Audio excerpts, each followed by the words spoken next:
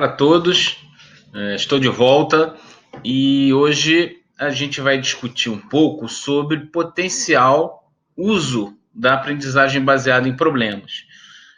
Nos vídeos anteriores, a gente conversou um pouco sobre algumas características da aprendizagem baseada em problemas, como estratégia de ensino e aprendizagem, mas como organização de currículos inteiros. Mas agora, para que vocês possam visualizar a aplicação, eu vou trazer para vocês, hoje é o primeiro vídeo que eu apresento melhor um exemplo prático de uso dessa estratégia de ensino, né, que é a aprendizagem baseada em problemas. E para isso, eu trouxe um título que pode despertar a curiosidade de muito de vocês, que é sobre a questão da acidez de refrigerante, tendo como base aquele clássico da Coca-Cola.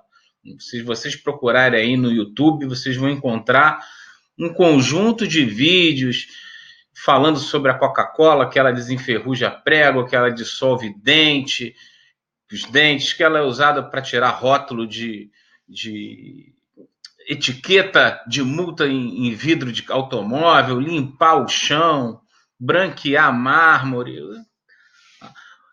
Alguns vídeos eu encontrei, alguns que o cara coloca em vários frascos a Coca-Cola e mergulha alimentos, salsicha, queijo, ovo, bota até pilha, né? Não é um alimento, bota a pilha, fica lá 2 meses, depois tira e fica... Enfim, tem uma miríade, um conjunto de vídeos e discussões sobre Coca-Cola.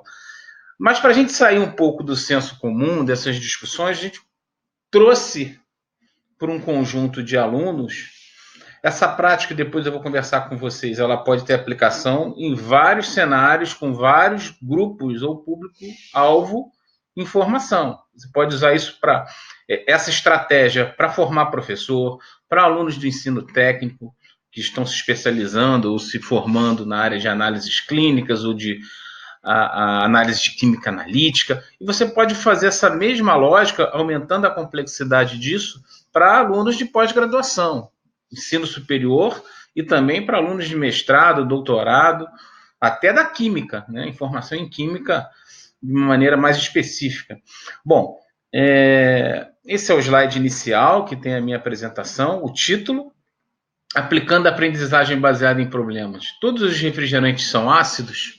Isso que a gente vai conversar um pouquinho nesse vídeo de hoje, que talvez fique um pouco mais longo do que os anteriores. Espero que eu não extrapole mais do que os 15, 20 minutos que eu prometi a vocês há algum tempo.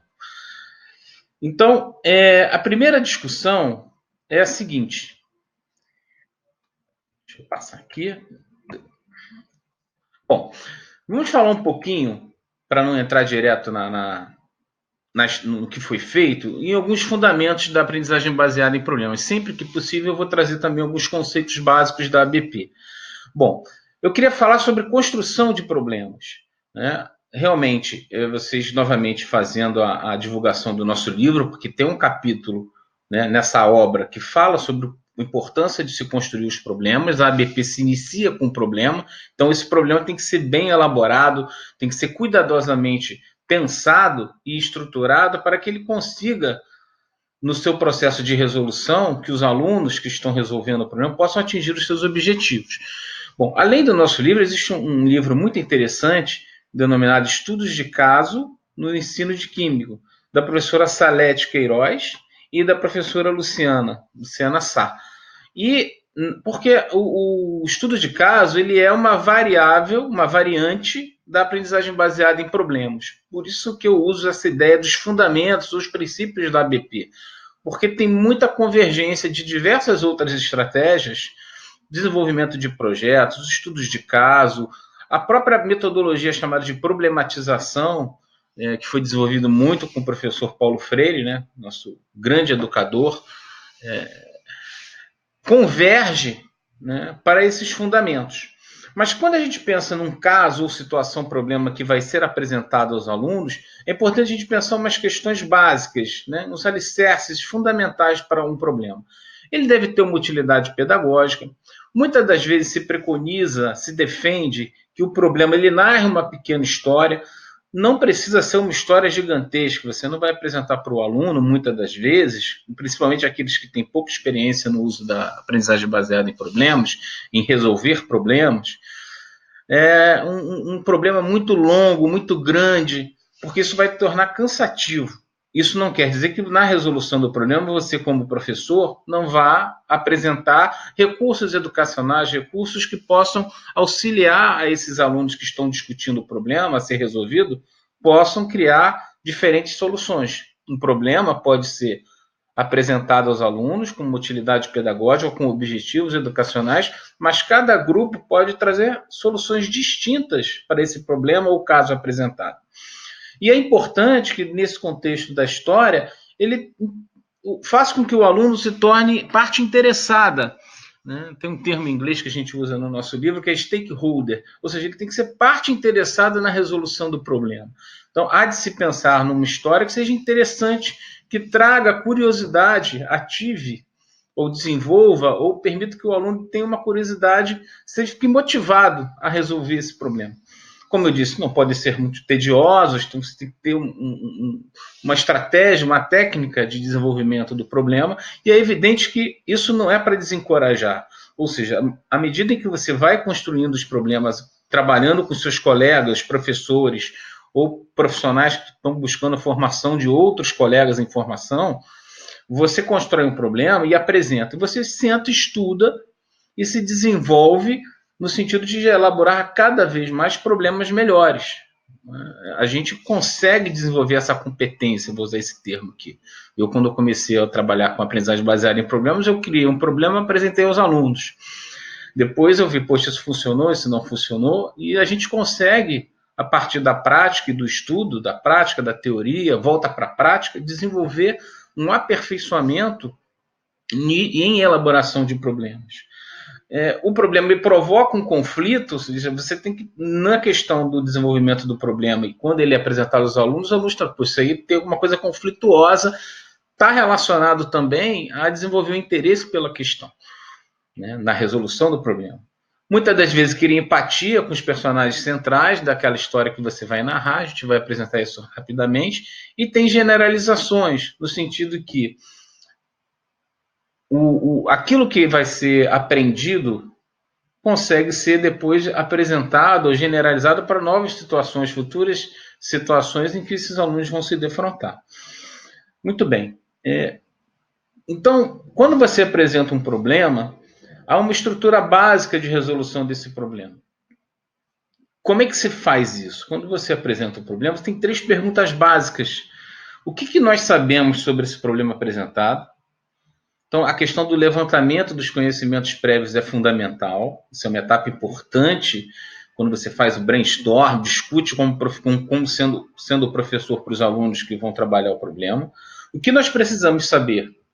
Ou seja, lacunas de aprendizagem, lacunas no conhecimento desses alunos. E aí, o que a gente sabe, o que nós precisamos saber? Poxa, isso eu não sei, isso eu vou ter que buscar uma informação, ou vai haver uma aula específica sobre aquele tema. Muitas das vezes os currículos em ABP não se perdem as aulas teóricas, elas têm o seu papel, continuam tendo uma importância. Então, o aluno vai desenvolver uma estratégia de fazer uma entrevista com um especialista, eles vão ir na biblioteca, eles vão usar a internet, os recursos da internet de forma crítica, para que a gente sabe como é que na internet você tem um monte de informações que não são cientificamente comprovadas, não são verdadeiras. Então, o desenvolvimento da busca crítica nos alunos de informações em cima de bases de dados corretas é fundamental. Uma outra competência, outra habilidade que os alunos conseguem desenvolver a partir do uso dessas estratégias. Então, o que nós sabemos, o que nós precisamos saber e como podemos encontrar as informações são 3 perguntas básicas que fazem com que ocorra o ciclo de aprendizagem ou o ciclo tutorial na ABP. É algo que a gente também vai poder aprofundar em vídeos futuros. Bom, em cima dessa lógica de como se constrói um problema e como isso a partir, melhor dizendo, a partir do problema ser apresentado, em cima dessa estrutura básica, dessas 3 perguntas, a gente já pode falar melhor, para que vocês entendam né, como foi feito a atividade, a partir dos próximos slides. Muito bem. Qual foi o cenário que a gente elaborou para formar professores? Esse é um estudo, no último slide eu vou mostrar para vocês onde buscar essas informações, o artigo, com formação de professores. Mas ele também já foi usado para a formação de técnicos de laboratório em saúde pública ou técnicos de análises clínicas. Então, como eu havia mencionado, a Coca-Cola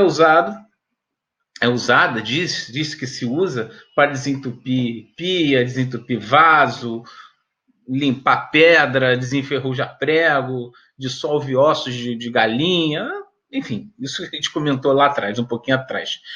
Então, o que se apresentou? Umas imagens como essas duas à esquerda, usando a Coca-Cola num vaso supostamente entupido ou numa pia entupida. E o cenário era esse do problema. Como é que isso foi levado para um grupo de alunos? Ou seja, diversos sites com informações e vídeos podem ser encontrados na internet com o uso da Coca-Cola para fazer tudo isso que eu havia mencionado. Dentre outras explicações, isso é importante, que está aqui em vermelho, é que a química, entre aspas, a Coca-Cola é muito ácida, tem muita quantidade de ácido ali, e por ela ser ácida, demasiadamente ácida, ela é capaz de desentupir um ralo, né, um entupido, né, um vaso sanitário.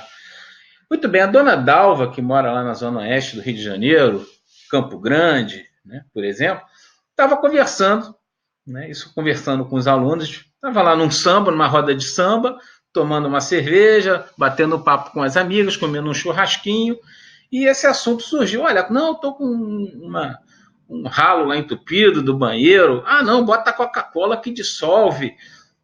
E essa discussão surgiu, e depois do churrasco de sábado, no fim de semana, a dona Dalva chegou em casa e encontrou o Diego, que é um estudante do ensino médio, foi perguntar a ele: Diego, olha só, me explica uma coisa aí.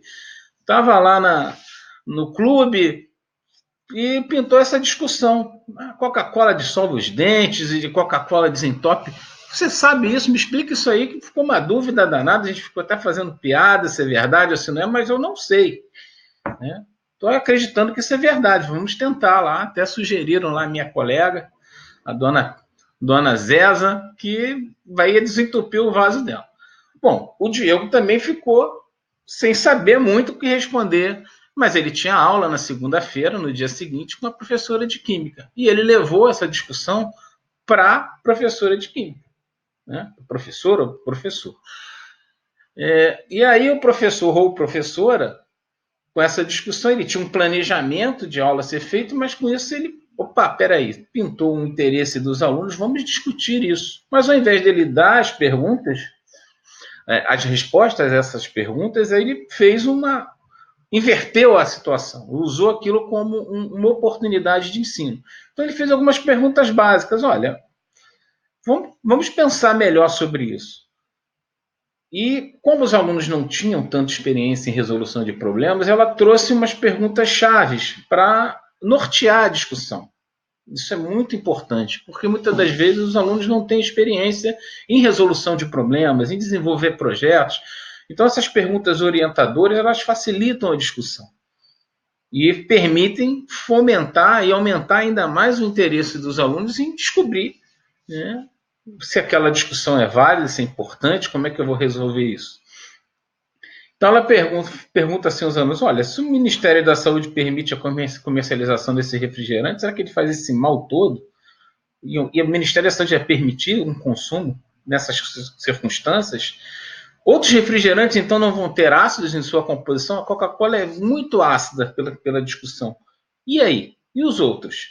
Se existir ácido ou não no Guaraná, na Fanta, na própria Pepsi, nos outros refrigerantes, será que a diferença de acidez entre os refrigerantes é muito grande? Mas vamos considerar aqui a Coca-Cola com os demais, o Guaraná, soda, limonada, Fanta.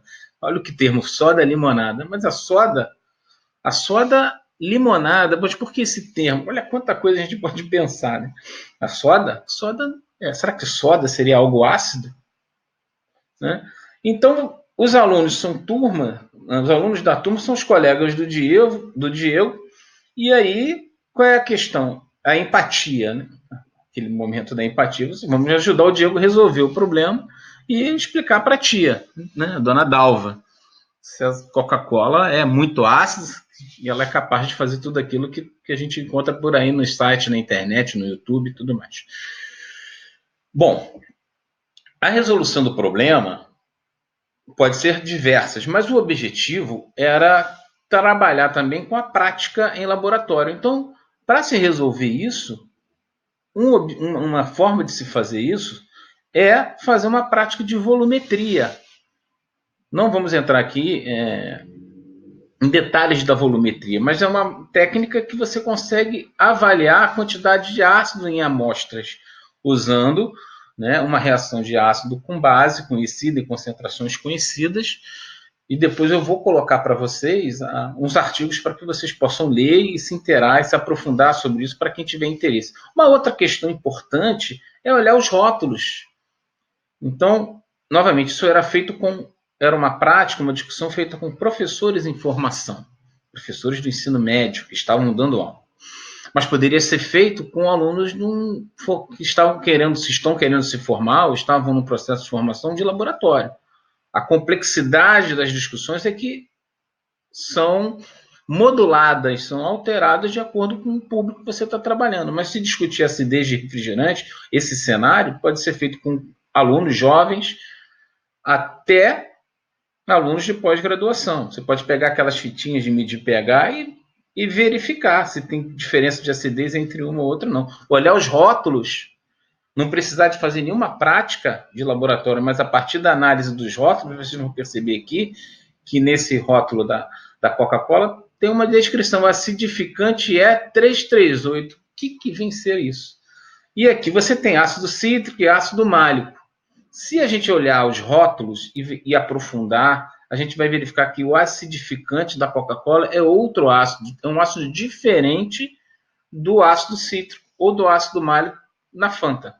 Mas a diferença principal é que na Coca-Cola, como vocês veem aqui, ó, no Guaraná e outros, a predominância é do ácido cítrico. E na Coca-Cola, o ácido fosfórico. Perdão. Quando a gente faz a análise no laboratório, a gente consegue perceber que o pH da Coca-Cola ele é um pouquinho mais ácido, ele é menor, então é mais ácido que os outros refrigerantes. Mas os outros refrigerantes também são ácidos. Depois vocês podem procurar aí como é que varia o pH. pH 7, um pH 14, um pH 2. Então, há uma outra discussão muito interessante sobre isso. Então, a gente tem como olhar fazendo uma medição de laboratório, com maior complexidade, com vidraria, com reagente. Os alunos são mais maduros, já estão mais preparados para desenvolver essas práticas. Olhando apenas no campo teórico, os rótulos e estudando.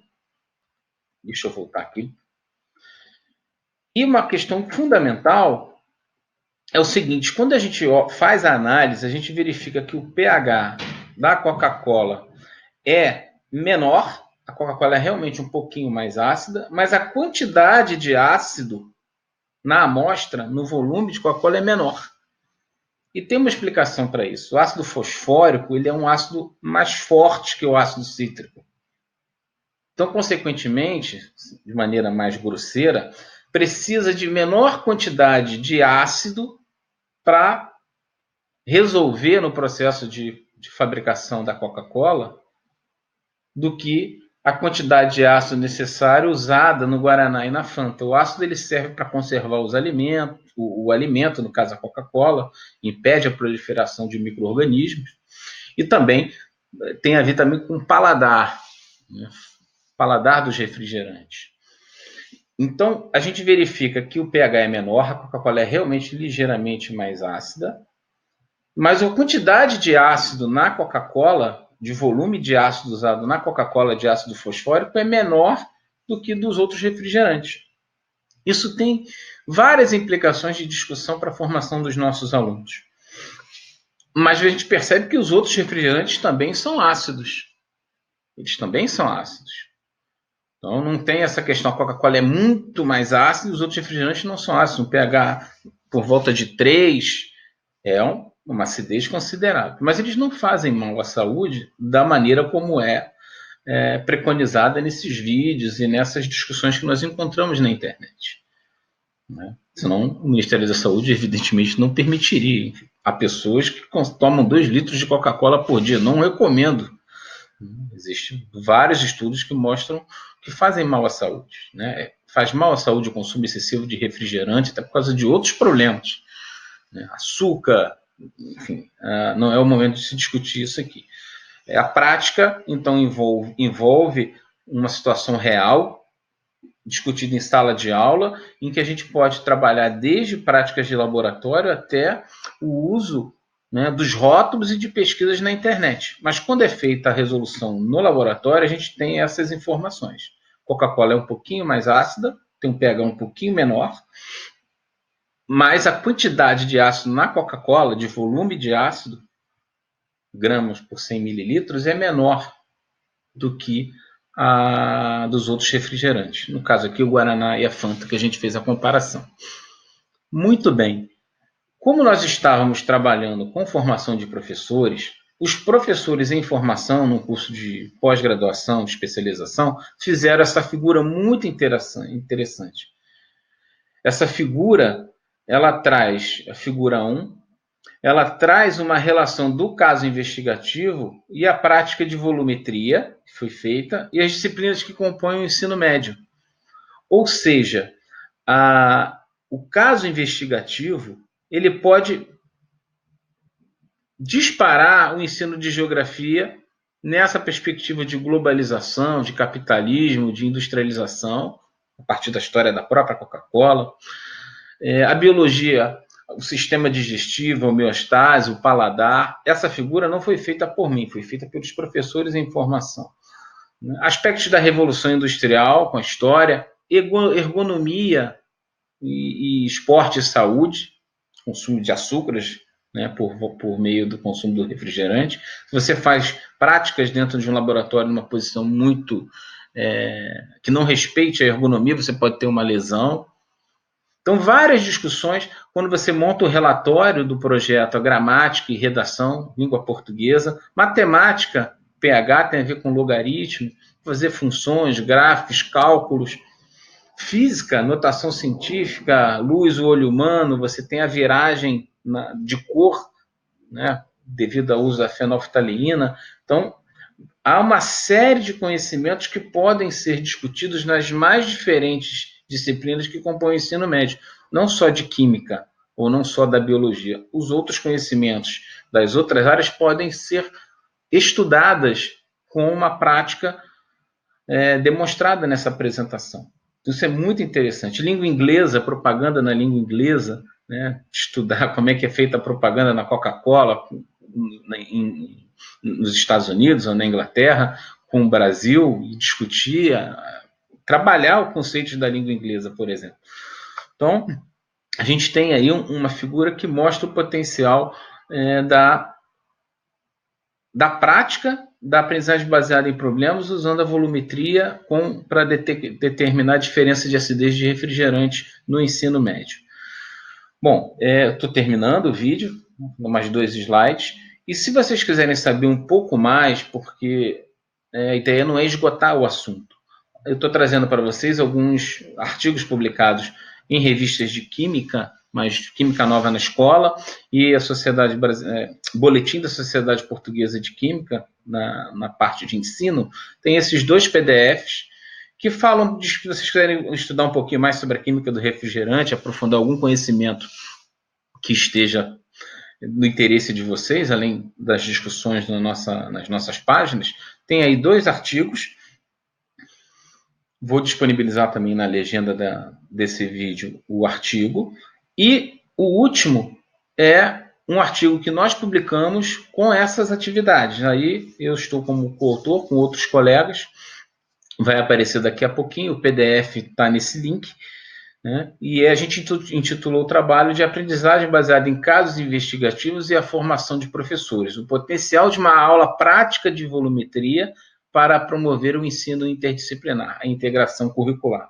Então, com esse título e fazendo uma visão geral, um resgate de toda esta apresentação, vocês acho que vão conseguir perceber as correlações do que tudo que foi dito com o título desse trabalho. Ele também está disponível, vocês podem ter acesso gratuito, está disponível lá no site da Química Nova na Escola, para aprender um pouquinho mais sobre isso. Tá? Curtam nossa página, a página no Facebook, o nosso canal no YouTube, divulguem, critiquem, vamos trocar informações e aperfeiçoar cada vez mais as nossas apresentações, os nossos diálogos. Tá? É muito importante isso. Tá? E divulguem o vídeo para os seus colegas e vamos adiante, vamos em frente. Um abraço, saúde para todos e até a próxima.